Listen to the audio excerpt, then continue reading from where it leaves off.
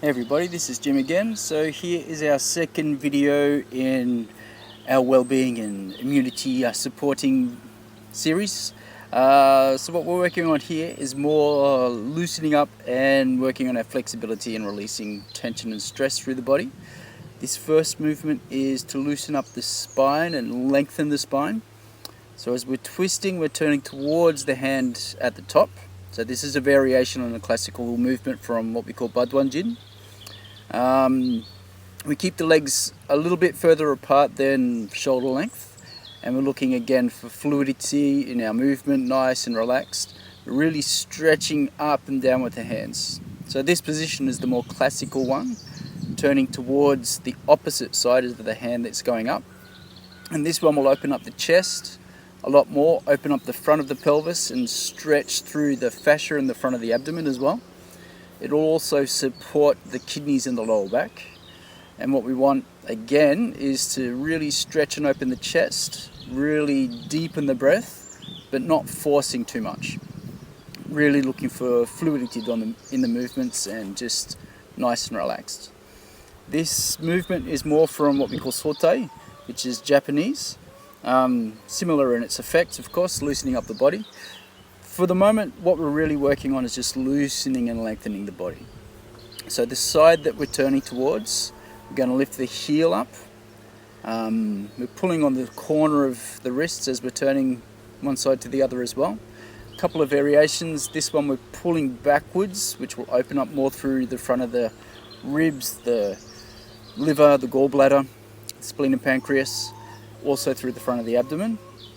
And then there'll be a second variation, which we'll be coming to very soon, where we'll be pulling more towards the front, and that's going to stretch more into the back of the ribs. Again, the meridians, energy meridians of the gallbladder. Helps to loosen off the lower back as well, and also a little bit through the kidneys. So nice and relaxed, going a little bit further each time if you can, but not forcing. As always, looking for more fluidity in movement. And then back to the sides again, a little bit more of a stretch through the side here. And then as we do our side bends, we support the pelvis, push out a little bit with the corner of the wrist and the hand, and then we move further and further, breathing out as we come through. Nice and relaxed, as always. Same thing on the opposite side, so supporting the pelvis and the hip, stretching out with the corner of the hand and the wrist. We want to push out a little bit to stretch more through the side, and then just loosening off as we come through to the front. And next little movement is what we call firing an arrow, the archer. So this is another movement from what we call Badwanjin, 8 pieces of brocade.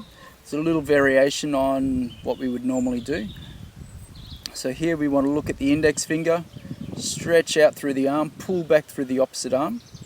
So again, this is opening up the chest, the heart and lungs, the sternum, thymus gland, opening up the diaphragm, breathing in as we pull out, nice deep breath, holding for a second, and then breathing out as we come through to the center.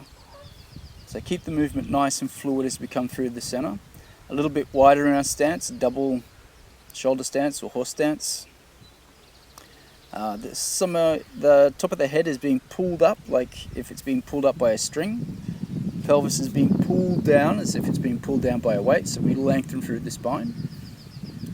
This next movement, again, as always, nice and fluid. We're coming up and down as we go through, so we drop down as we turn to the back, we lift up as we come through the center. Same thing to the other side. And again, loosening off through the spine, opening up the ribs, opening up the diaphragm. Nice and relaxed and fluid and comfortable. This is a beautiful movement.